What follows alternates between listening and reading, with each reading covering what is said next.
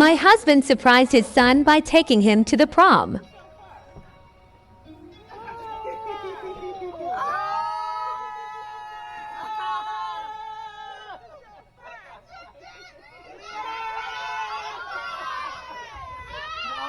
Don't mess up that makeup, gather.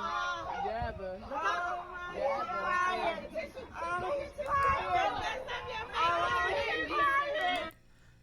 Shout out to Pops for raising a strong, independent black woman. Hey, what's up, y'all? My name is Fitz with fatherflex.com. Thank y'all for tuning in. Make sure you tap in, hit the like button, subscribe to the channel, help me out with the algorithm. Man, I'm going to let this play and I'm going to give my reaction at the end. I'm going to let this play out a little more and I'm going to give my reaction at the end because I think for the most part this speaks for itself, but let's see what happens. Strong, independent black woman right there. Look down. Look down.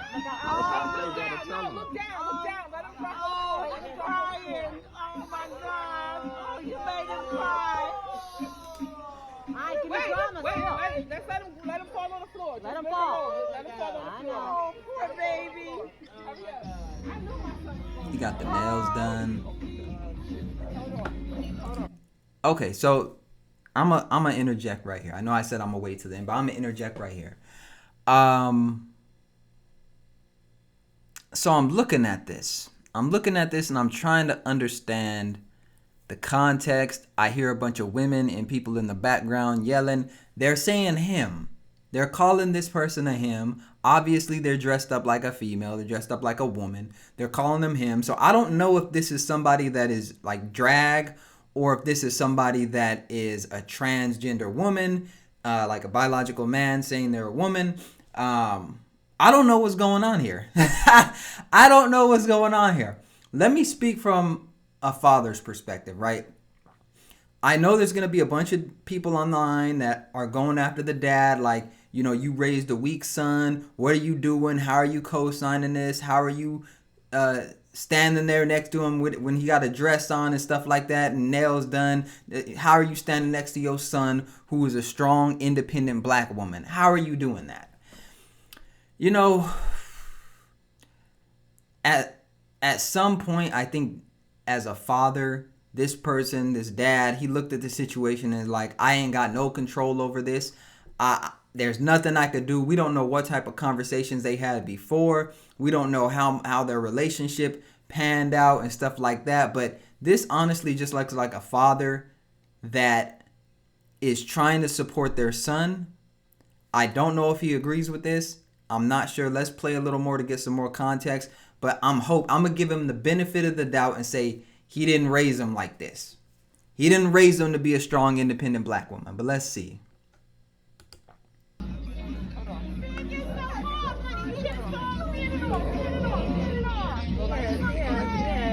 Look up. Oh, Mello's crying. He didn't know his pops was gonna be there. He's crying. This is monumental. Okay, so right there, I just heard someone in the background say he didn't know his pops was gonna be there. He didn't know his dad was gonna be there. So to me, either the dad was like in jail or something, and he just got out and he surprised them, or they ain't got no real relationship. Because why couldn't you just text somebody and be like, hey, you finna be there?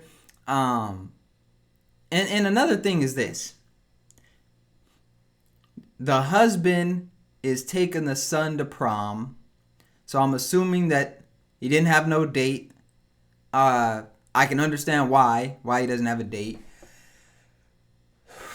This is tough because as a father, our role is to kind of set boundaries. Our role is to be the kind of the figurehead and the stability of a family. And so when I see this, it makes me think that this is an unstable family, that boundaries were not set earlier on. And it makes me believe that this father was not in his son's life growing up.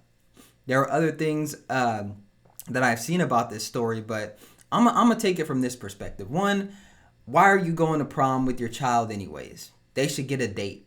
All right, they should get a date.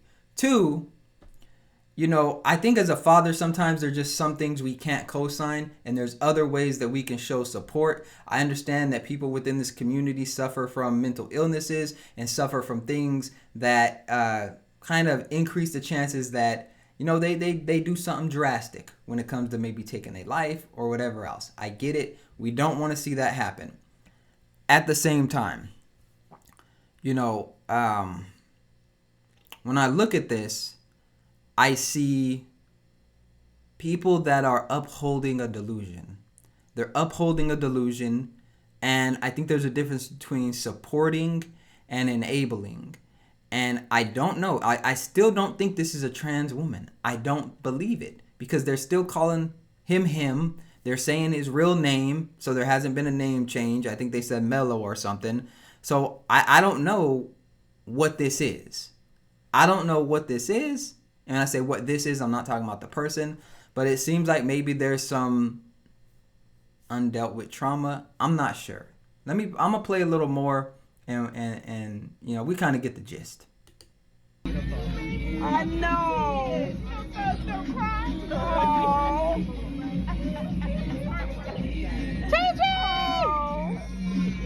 All right, come on. I need pictures. Excuse me. Ready? Good? I love the candidness. Let it know. Let it. Let's go. Okay. Give me emotion. Excuse me.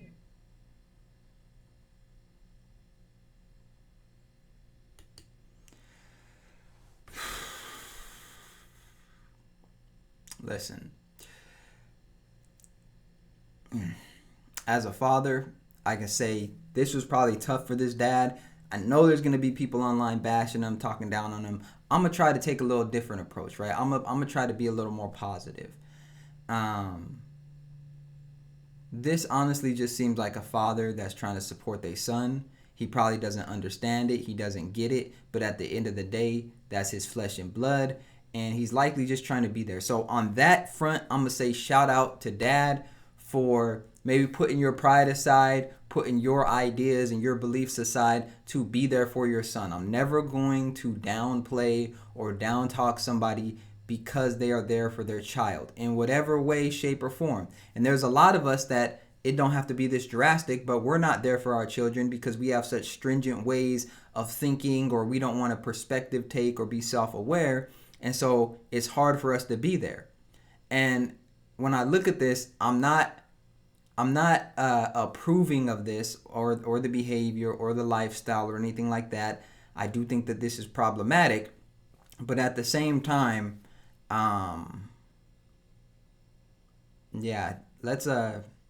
let's keep in mind that this is probably a father, and he's probably just as shocked as the rest of us.